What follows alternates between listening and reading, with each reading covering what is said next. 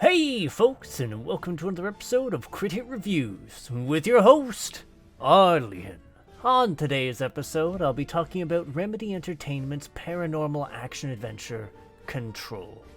A game I somehow managed to avoid spoilers for until its somewhat recent release on Steam. But did I ultimately find this title worth the long wait, or did it leave me rushing to mash Control-Alt-Delete? The Federal Bureau of Control, clandestine organization which has long served as the public's bulwark against peculiar phenomena and inexplicable entities, a task that has sometimes forced them to make incalculably cruel decisions, and which now brings Jesse Faden to the very doorsteps of their inscrutable headquarters, the oldest house. Yet whatever hardship Jesse had prepared herself for pales in contrast to the ghastly horrors which have broken into the building, corrupting architecture and personnel alike. An infectious, otherworldly whisper known as the Hiss. Okay, so, summary aside, I really like Control's plot. I enjoyed uncovering the weirdness of the oldest house, whether it was the central narrative driving things forward, or the myriad other anomalies you could encounter. The game manages to find a fine balance between comedic, creepy, and just plain excellent, and keeps upping the ante all the way until the game's conclusion. And it benefited from a genuinely enjoyable cast. Enough so that I went out of my way to check in with them after I progressed the plot, just to hear more about what they had to say since this does update. More than that though, there is a lot going on with Control's story. The game's central arc is a paranormal adventure that provides some solid mysteries for the players to uncover alongside the protagonist. Whether it was the fundamental questions which helped to drive the plot forward, or those pertaining to some of the altered items housed within the oldest house. That said, I think it does a good job providing answers as you progress forward, culminating into some truly great moments. What's more, there's a lot of world building involved. Most of the game's collectibles are lore, after all, such as the documents detailing past altered world events and items, office memos, and even quite a few videos, the most notable being the Threshold Kids. Those are a treat on a number of levels.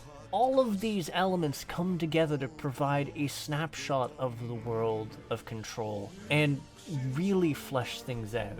And there's also definitely an enjoyable element to gradually parsing together all of the redacted elements that are in some of these documents just by comparing them against your slowly building library of papers or videos. But it's not strictly the narrative which held me enthralled. Mechanically speaking, Control's a heckin' solid stab at the Metroidvania genre.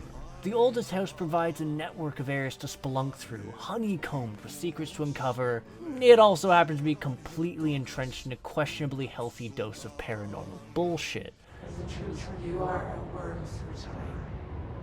The thunder song disperses you. Happiness comes. White pearls with yellow.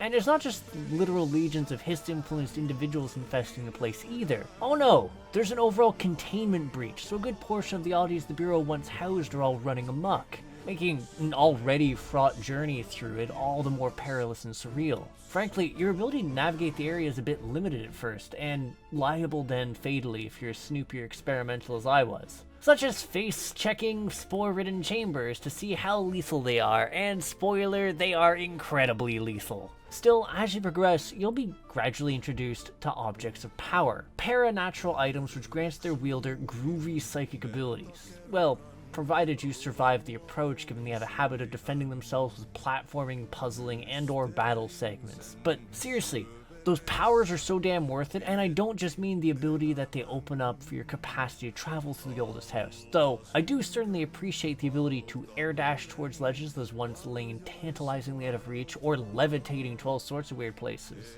No, what enticed me is that nothing quite beats ducking behind a cover and throwing a vending machine through a row of enemies, except perhaps telekinetically picking up a survivor and throwing him into his friends for mutually assured destruction. These abilities are glorious. What's more, the skill tree really lets you flesh out your kit, as you're able to spend ability points you acquire from the main story and side missions to customize the powers you have, doing things like letting you turn your damage shield into a battering ram or an explosive barrage, or even just picking up more junk to throw at people. Customization which, is then further compounded by your character mods, a trio of 3 perk slots you acquire, which you can toss in a wide gamut of upgrades to tweak Jesse's powers or abilities. Considering you can reset your skill tree and hold a fair number of character mods, it's quite possible to completely change up your playstyle at any point in the game, so long as you can pay the reset fee. That said, I do still need to give a fair bit of credit towards Jesse's default line of defense, as the service weapon is incredibly flexible. Starting out as a humblish otherworldly revolver, it can be upgraded to a number of forms, such as a shotgun, a sticky mine launcher, and more besides. And of itself, it's just swapping between weapons. But what really sold them for me is the fact that every service weapon can be tailored in the same way Jesse can, and many of the weapons have weapon mods specific to its given form, allowing you to mix and match power and weapon setups to suit your playing style, or just make useless meme weapons like a machine gun that almost instantly dumps its clip. You know, whichever. Not that experimenting is going to be punished all that hard. Dying, after all, just sends you to the nearest control point, given they serve as checkpoints as well as fast travel locations once you've snagged a few. They're convenient as hell, really, which is a good thing, because boy did I die a lot. Like, Jesse starts out fairly fragile at first, and there's some pretty punishing combat segments in the game, including a number of bosses, though that may have been in part due to my insistence that health upgrades were optional and everything must go into telekinesis. So, I maybe deserved it, but I don't regret it. Anyways, let's move on to the visuals. And I gotta say, the game is a lovely treat to behold from start to finish. Everything about it's just stylish. Though I'll admit I had a special soft spot for the amount of detail the game puts into environmental storytelling, ambience, and just all the weirdness that accompanies the anomalies. That said, it's not just the gameplay visuals I was fond of.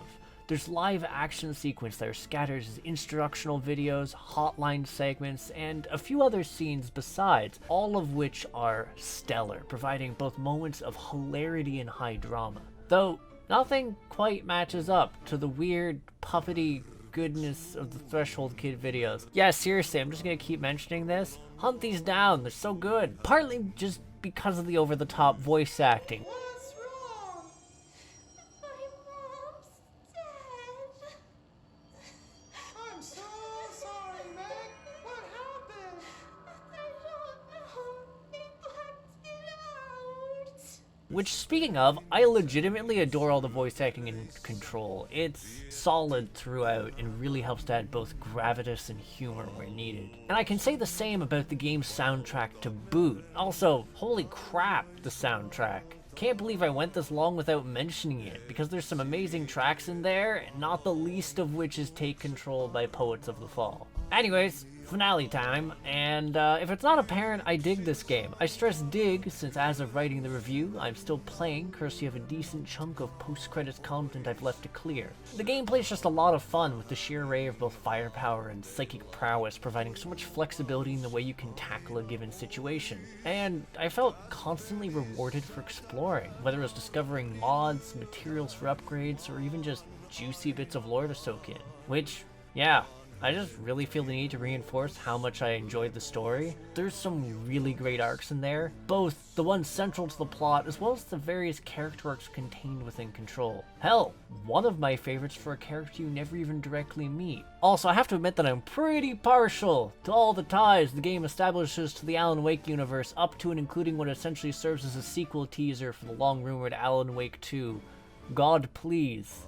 So yeah, anyways, Control, you should play it. And, I can't even count the ways that I love it. Mostly it's a checklist of stupid violence I pervade upon my enemies. Hop, this is your cue.